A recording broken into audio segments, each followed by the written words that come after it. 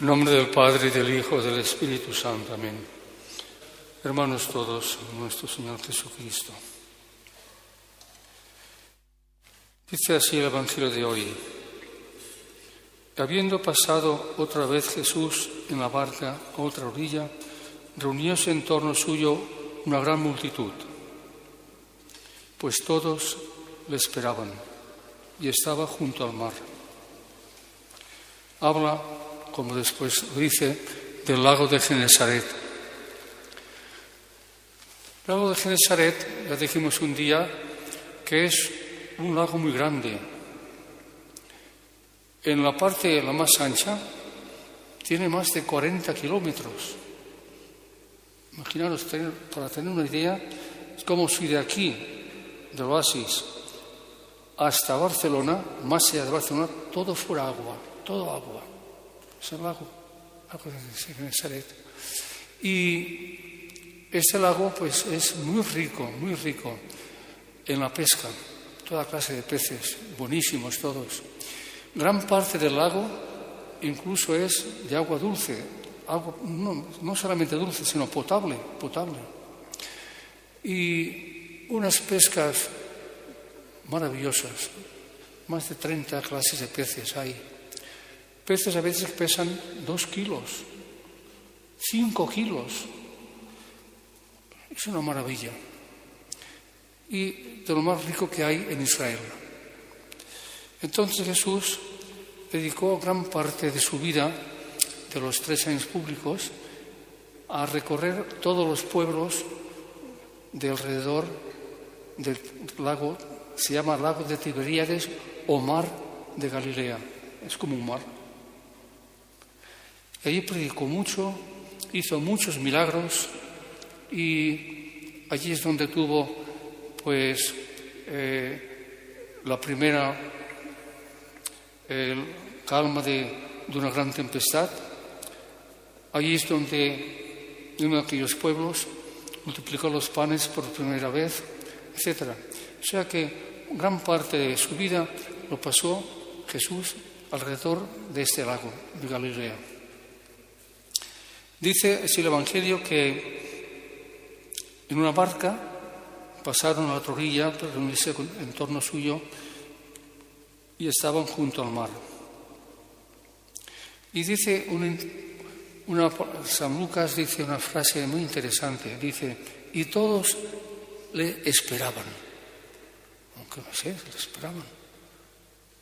Si tuvieron que andar más de 15 kilómetros rodeando el lago hasta la otra orilla, por lo menos 15 kilómetros, pues sí. Aquella gente, ellos se enteraron, preguntaron a dónde iba. ¿Dónde va? A la otra parte del lago. A Julia Besaire, sí, a Julias. Pues puede andar. Y Jesús, los apóstoles iban despacio, hacía buen tiempo, un día soleado, no tenían prisa. Cuando llegaron a la otra orilla, había una gran muchedumbre que lo esperaban. Todos le esperaban. Qué bonita frase. Esperaban a Jesús. No podían pasar sin ver a Jesús, sin oír a Jesús, sin ver algún milagro. Le esperaban. Para un alma cristiana, un alma consagrada, es todo un programa de vida espiritual, esperar a Jesús. Bien, y he aquí que vino uno de los príncipes de la sinagoga.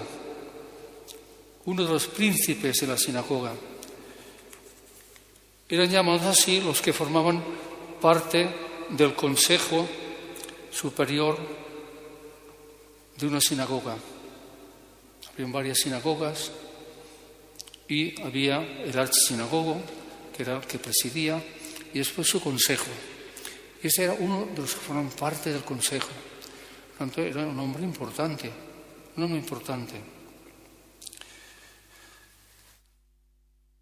Vino uno de los príncipes de las sinagogas, llamado Jairo. Luego que lo vio, se arrojó a sus pies y le adoraba, rogándole que entrase en su casa. Le adoró. Y Jesús no se lo prohibió, no, porque él era Dios.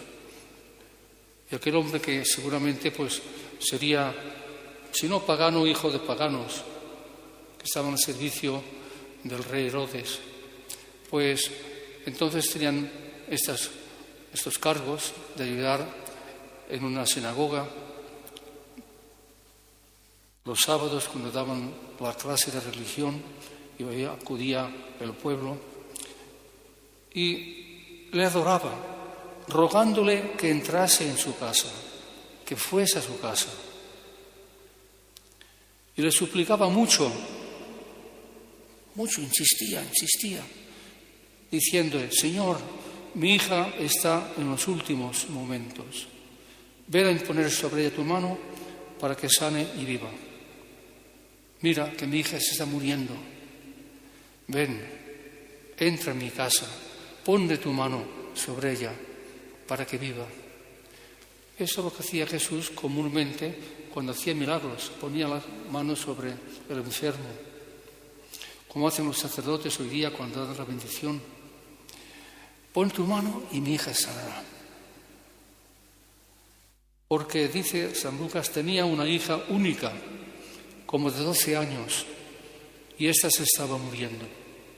Una niña de 12 años, estaba muriéndose. Insistía mucho. Aquí explican los santos que la familia esta, Jairo, y todos los que estaban allí, pues creían en Jesús, pero no del todo bien. O sea, creían en Jesús, pero que no era Dios. Un gran profeta, que tenía la potestad, el poder de curar enfermos, pero no de resucitar muertos. Por eso ahora se explica. O sea, que para ellos Jesús era un hombre muy santo, que Dios le había dado el poder de curar enfermos. Pero una vez muertos, ya está. Y eso se comprende por lo que vendrá después.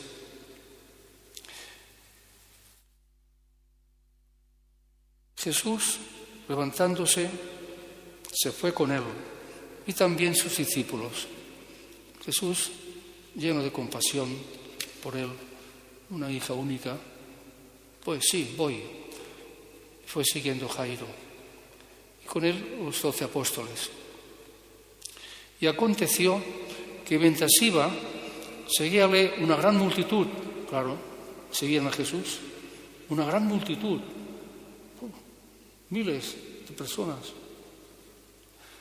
y le apretujaban, querían todos ir al lado de Jesús, le apretujaban, casi no le dejaban andar. Y aquí que una mujer que padecía flujo de sangre 12 años hacía, y había sufrido mucho en manos de muchos médicos, mal parados que eran los médicos, había sufrido mucho y gastado todo cuanto tenía. Madre mía, esto sí que, bueno, pues la verdad.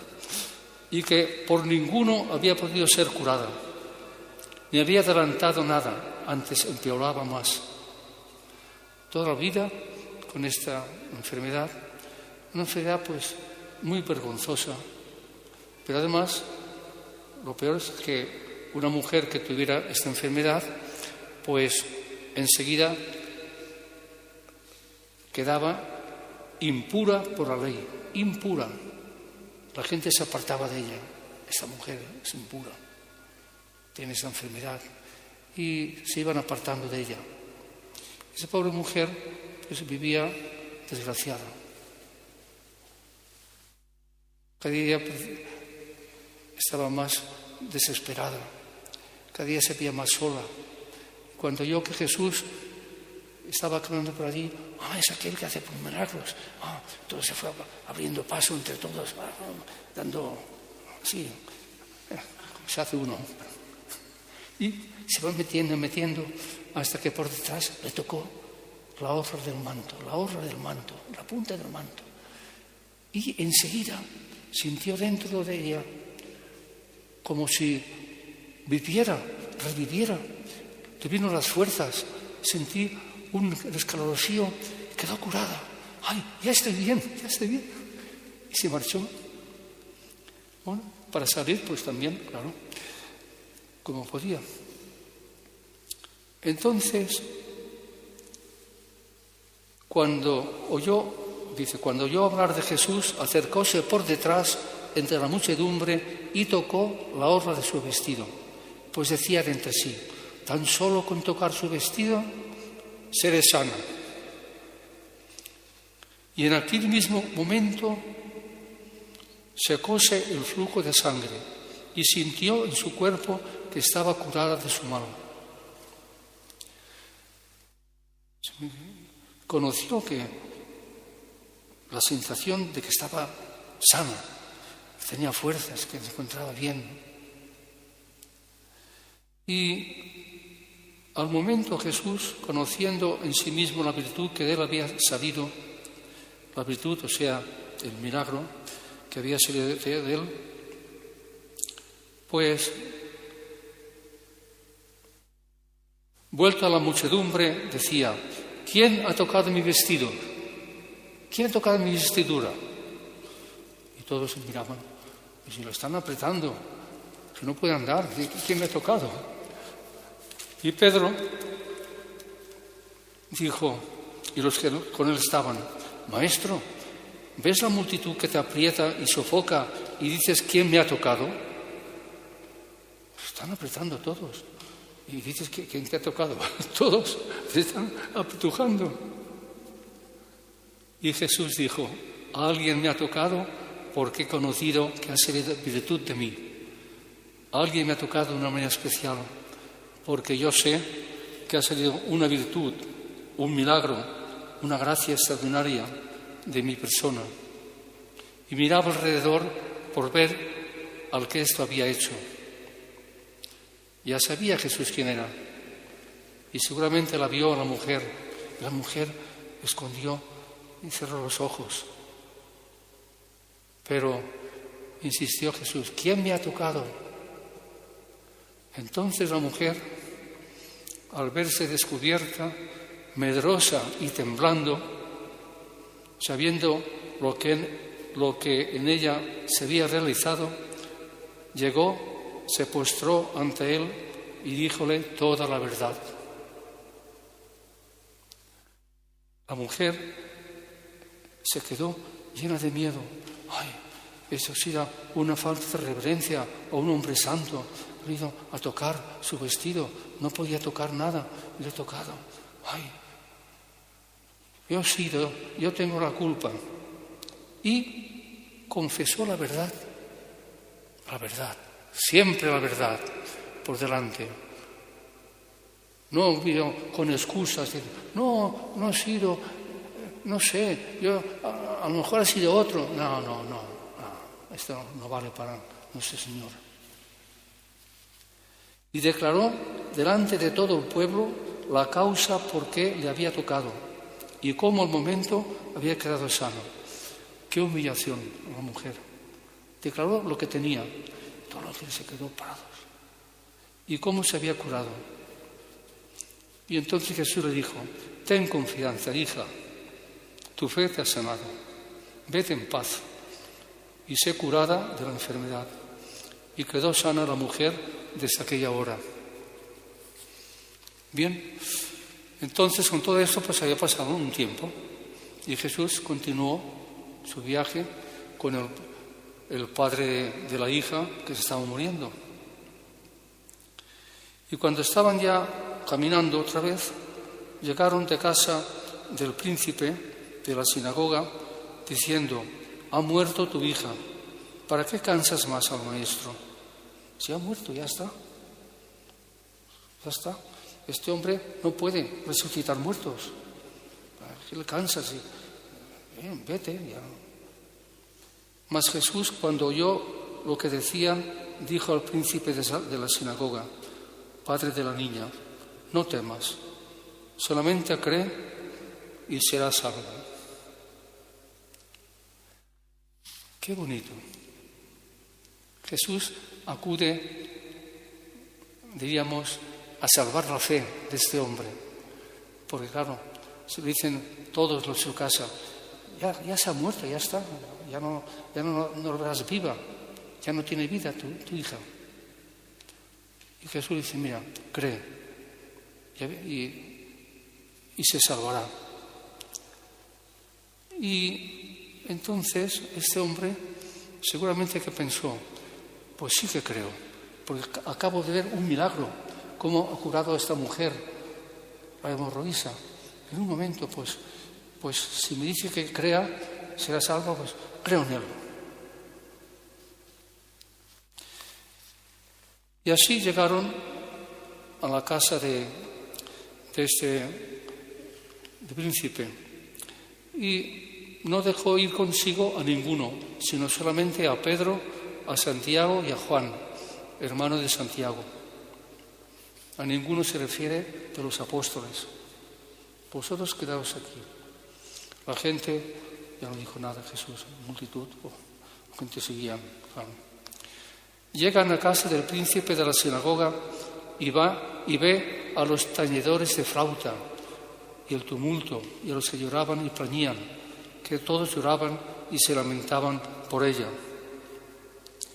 Los judíos tenían la costumbre, todos, siempre, de años, de siglos, cuando moría una persona, entonces, pues, para el duelo, alquilaban mujeres lloronas, mujeres que lloraban, las alquilaban y les pagaban por hora. A llorar mucho, ay. Bueno, todo era ficticio, pero bueno. Y los músicos tocaban aires fúnebres, todo triste. Bueno, así estaban, tocaban las flautas, todo de sentimentalismo. Pero bueno, y entonces estaban ya ejecutando esto, o sea, ya se había muerto. Ahora pues enterrarla y unos gritos, no sé cuánto, a llorar. Bueno, nosotros ahora nos hubiéramos puesto a reír, pero ellos no, esto lo hacían para excitar el dolor y el sentimiento y la pena, etc. Y según era la persona importante, pues había más plañideras, más lloronas y más flautas y más todo. O sea que esta sería una cosa importante, un príncipe, una cantidad allí de lloronas, que bueno, en fin. Entonces, cuando llegó Jesús, entrando en la casa, dijo, ¿por qué os conturbáis y lloráis? Retiraos, no lloréis. No está muerta la niña, sino que duerme. ¿Qué muerte? Y se mofaban de él. ¿Pero qué dice ese hombre? Está muerta, está aquí, ya no respira, ya está fría, ya hemos de enterrar ahora. Se mofaban sabiendo que estaba muerta.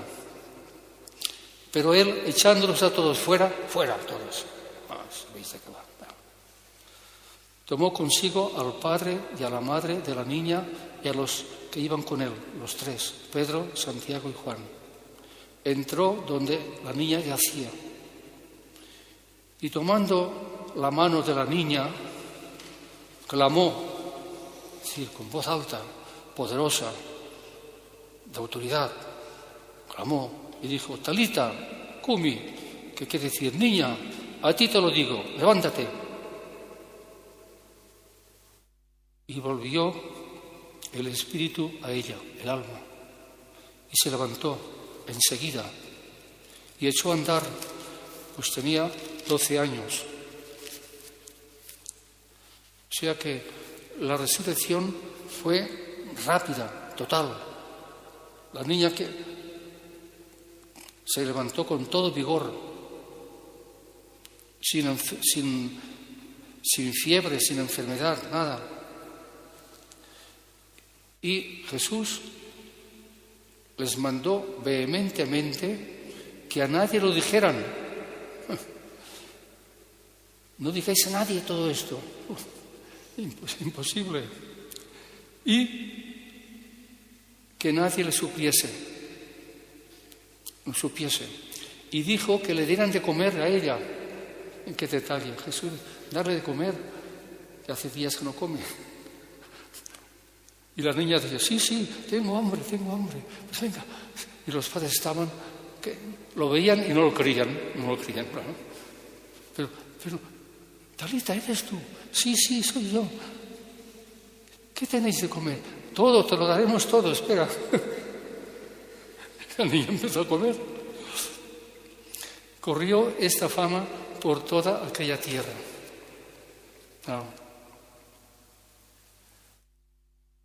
¿Por qué Jesús dijo que no lo dijeran? Si sabía que era imposible esto. Imposible. Y aquí los santos, que son los que afinan el Evangelio, afinan la palabra de Dios, claro, están en contacto con Dios, que entienden muchas cosas que nosotros no entendemos. Y gracias a ellos nos enteramos. Dicen los santos, por dos causas seguramente, dijo, no lo digáis a nadie. Primero, para evitar una explosión de alegría, de gozo en todas aquellas gente que estaban fuera, miles de personas. ¡Ah! ¡Ha resucitado! ¿Cómo? Sí, ahora está la niña comiendo. Este es un hombre, este no es un hombre como los demás, este es un Dios o lo que sea. Y también por otra causa muy interesante, porque Jesús pensó, si a esto corre la voz, que yo resucito muertos, estoy perdido. Cada día que muere uno me lo traerán. Tendré que pasar mi vida resucitando muertos. ¿Es verdad? Que corra la voz de que Jesús tiene poder de cualquier muerto, sea donde sea, lo llevan corriendo en un burro, como sea, a Jesús. Jesús, mira, se ha muerto hace 5 días. Jesús, mira que se murió ayer. Mira que... Bueno, pobre Jesús. Ya no puede predicar, ya no puede hacer nada. Son las dos razones que dio Jesús en estas palabras. Mandó que no lo dijera nadie. Bien, pues todo esto lo podemos aprovechar para nuestra vida espiritual. ¿Qué poder tiene Jesús tan grande? Con una sola palabra, Talita cumi, niña, yo te lo digo, yo te lo mando, levántate. Ya está. Y se incorporó enseguida. No dijo, ay, que no puedo, dame la mano, ay, la mano. No, ella, curada. Ya está. ¿Veis? Es el poder de Jesús. Y nosotros que amamos a Jesús, que creemos en Él, que sabemos que es Dios, ¿por qué a veces dudamos? ¿O por qué no acudimos a Él? ¿O por qué nos fiamos más de las criaturas? De quien sea, hasta de los médicos. Pero ¿no veis la hemorroísa que gastó todo su dinero en los médicos? Iba de mal en peor. Está aquí. Cuidado, yo no digo que no vais al médico, ya me entendéis. Pero a veces, ¿no? Interiormente, creemos más en el médico que en el sagrario, donde está Jesús. Sí, vamos a Jesús y mira, Jesús mío, que me cure el médico. ¿Que me cure el médico? No, está mal dicho. Jesús, que me cures tú. Que tú inspires al médico, que tú lo hagas ver, porque si no, no verá nada. Y como hoy día muchos, pues no sé lo que tienen. Pues mire, prueba a hacer esto, pero ¿me curas tú? Tú las quieres más curar. Si no me curas es que no me conviene, ya está. Yo iré al médico y sí, lo escucharé, haré lo que me diga, pero bueno, eres tú, Jesús mío, el que me has de curar. Eres tú el que me has de enseñar. Eres tú en quien confío. Ah, aquí está. Ahora ya nuestra fe está bien orientada hacia Jesús. Lo demás, bueno. Y luego, pues, el corazón de Jesús. Como aquí vemos cómo condesciende lo más que puede con todos esos que eran, si no paganos, hijos de paganos. Estaban en la otra parte del lago, que ya aquello ya empezaba, habían las Decápolis, todo aquello que eran paganas, por los paganos. Jesús desciende, condesciende y va con él andando, y a la pobre Eloísa pues la cura, etcétera. Claro, todo eso seguramente sirvió para que más de uno se convirtiese a la religión judía, que es la religión verdadera, y adorasen al Dios verdadero y adorasen a Jesús, etc. Pues siempre, cada día, todo lo que hagamos en nuestra vida sea para la gloria de Dios, la gloria de Dios, que decía San Ignacio de Loyola siempre. Y para eso les dio a los jesuitas, a sus hijos, el lema, al maiorem Dei gloriam, a mayor gloria de Dios. No una gloria cualquiera, como damos a un santo, a una persona muy buena, que ha hecho mucho bien. Sí, vamos a gloria, y los aplaudimos, está muy bien. Mayor gloria de Dios. A Jesús, la mayor gloria. Y si por la mayor gloria yo he de hacer un sacrificio, en vez de desprender de cosas de la tierra, en vez de desprender de glorias humanas, de personas, de lo que sea, lo hago. La mayor gloria se la doy solamente a Dios. Esto es amar a Dios. Esto es entender el Evangelio. Este es entender a Jesús. Ave María Purísima.